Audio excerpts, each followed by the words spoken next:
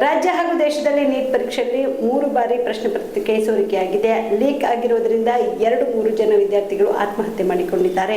ಇದಕ್ಕೆ ಬಿಜೆಪಿ ನೇರ ಕಾರಣ ಎಂದು ಕೆಪಿಸಿಸಿ ಅಧ್ಯಕ್ಷ ಬಿಕೆ ಹರಿಪ್ರಸಾದ್ ತೀವ್ರ ವಾಗ್ದಾಳಿ ನಡೆಸಿದರು. ಹುಬ್ಬಳ್ಳಿಯಲ್ಲಿ ಸುದ್ದಿಗಾರರೊಂದಿಗೆ ಮಾತನಾಡಿದ ಅವರು, ರಾಮ ಮಂದಿರ ವಿಷಯ ಮತ್ತು ರಾಜಕೀಯ ಬೆಳವಣಿಗೆಗಳನ್ನು ಉಲ್ಲೇಖಿಸಿ ಬಿಜೆಪಿ ನಾಯಕರು ಟೀಕಿಸಿದರು. ಭಾರತಕ್ಕೆ ಯಾವುದೇ ಅಧಿಕೃತ ಧರ್ಮ ಮತ್ತು ಸರ್ಕಾರ ಸಂವಿಧಾನದ ಚೌಕಟ್ಟಿನೊಳಗೆ ಕಾರ್ಯನಿರ್ವಹಿಸಬೇಕು ಎಂದು ಹೇಳಿದರು. ಆರ್ಎಸ್ಎಸ್ ಬಗ್ಗೆ ಮಾತನಾಡಿದ ಅವರು, ತಮ್ಮ ಪಕ್ಷ ಆರ್ಎಸ್ಎಸ್ ಸಿದ್ಧಾಂತವನ್ನು ಸ್ವೀಕರಿಸುವುದಿಲ್ಲ ಮತ್ತು ಆರ್ಎಸ್ಎಸ್ ಅನ್ನು ಅಧಿಕೃತವಾಗಿ ನೋಂದಾಯಿಸಬೇಕು ಎಂದು ವಾದಿಸಿದರು. ನಿಯಮಗಳು ಮತ್ತು ಸಾರ್ವಜನಿಕ ಜೀವನದಲ್ಲಿ ಎಲ್ಲರಿಗೂ ಸಮಾನವಾಗಿ ಅನ್ವಯ ಆಗಬೇಕು ಎಂದು ಹೇಳಿದರು. ಇನ್ನು ನೀಟ್ ಪ್ರಶ್ನೆ ಪತ್ರಿಕೆ ಸೋರಿಕೆ ವಿಚಾರವಾಗಿ ಮಾತನಾಡಿದ ಅವರು, ಪ್ರತಿ 3 ಬಾರಿ ಸೋರಿಕೆ ಆಗಿದೆ ಮತ್ತು ವಿದ್ಯಾರ್ಥಿಗಳು ಅದರಿಂದ ಬಳಲುತ್ತಿದ್ದಾರೆ ಎಂದು ಆರೋಪಿಸಿದರು. ಪರೀಕ್ಷೆಗೆ ಸಂಬಂಧಿಸಿದಂತೆ ವಿದ್ಯಾರ್ಥಿಗಳು ಎದುರಿಸುತ್ತಿರುವ ತೊಂದರೆಗಳ ಬಗ್ಗೆ ಕಳವಳ ವ್ಯಕ್ತಪಡಿಸಿದರು. ಈಗ ಭಾರತೀಯ ಜನತಾ ಪಾರ್ಟಿಯವರು 12 ಜನ ಮಕ್ಕಳು ಪ್ರಾಣ ಕಳ್ಕೊಂಡಿದ್ದಾರೆ.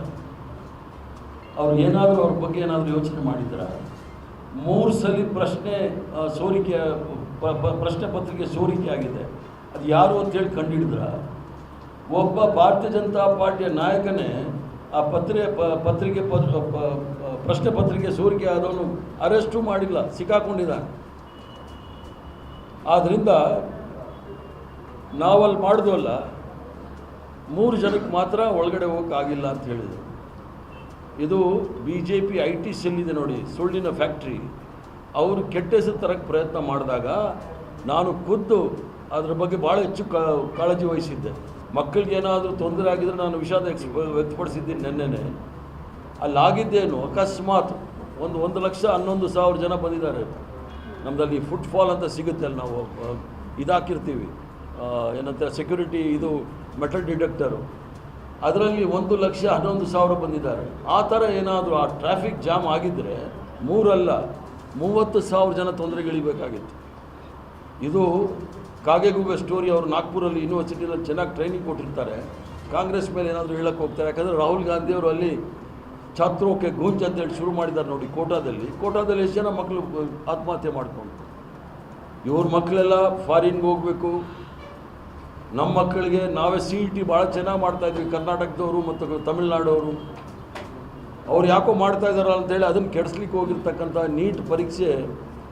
ಈಗ ಯಾರೋ ಒಬ್ಬ ಮಧ್ಯಪ್ರದೇಶ ಮಂತ್ರಿ ಮಗಳು ದೇಶದಲ್ಲೇ ಹೈಯೆಸ್ಟು ನಂಬರು. ಎಲ್ಲಿಂದ ಇವೆಲ್ಲ? ಆದ್ದರಿಂದ ಅದಕ್ಕೆ ಇಂಗ್ಲೀಷಲ್ಲಿ ಏನು ಹೇಳ್ತಾರೆ ಅಂದರೆ ಬನಾನಾ ರಿಪಬ್ಲಿಕ್ ಅಂತ.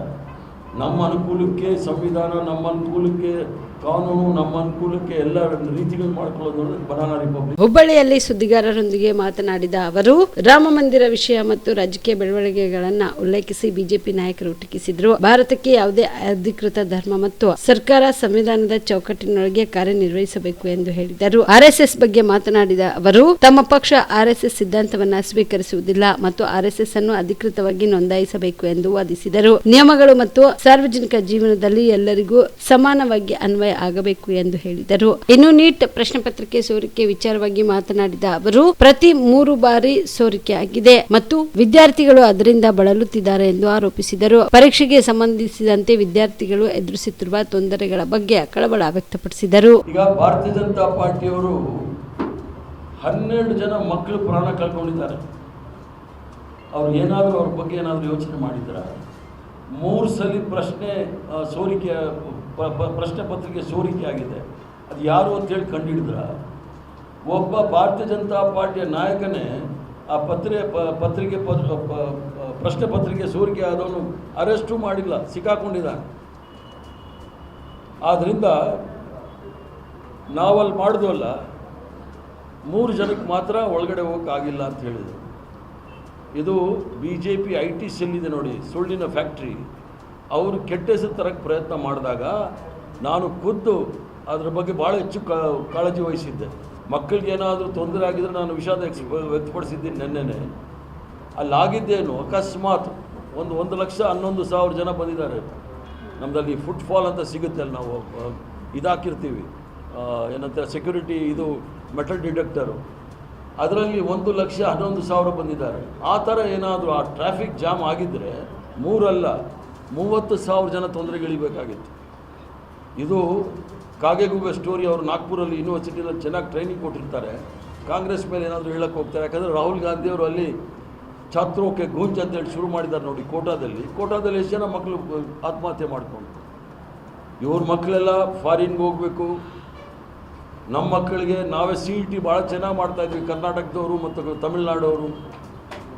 ಅವ್ರು ಯಾಕೋ ಮಾಡ್ತಾ ಇದ್ದಾರ ಅಂತೇಳಿ ಅದನ್ನು ಕೆಡಿಸ್ಲಿಕ್ಕೆ ಹೋಗಿರ್ತಕ್ಕಂಥ ನೀಟ್ ಪರೀಕ್ಷೆ ಈಗ ಯಾರೋ ಒಬ್ಬ ಮಧ್ಯಪ್ರದೇಶ ಮಂತ್ರಿ ಮಗಳು ದೇಶದಲ್ಲೇ ಹೈಯೆಸ್ಟು ನಂಬರು.